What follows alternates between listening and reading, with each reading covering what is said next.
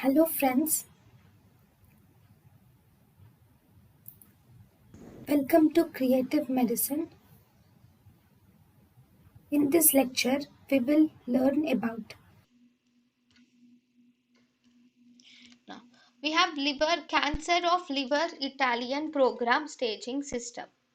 Okay, so we have cancer of liver Italian program. The components of CLIP or cancer of liver Italian program are, we have four components which is given by the mnemonic pact, that is portal vein thrombosis, AFP levels, child pug score and tumor extension. So in the cancer of liver Italian program, we have portal vein thrombosis, AFP levels, child pug score and tumor extension are the four parameters in cancer liver Italian program. This is applicable even for hepatitis C related hepatocellular carcinoma.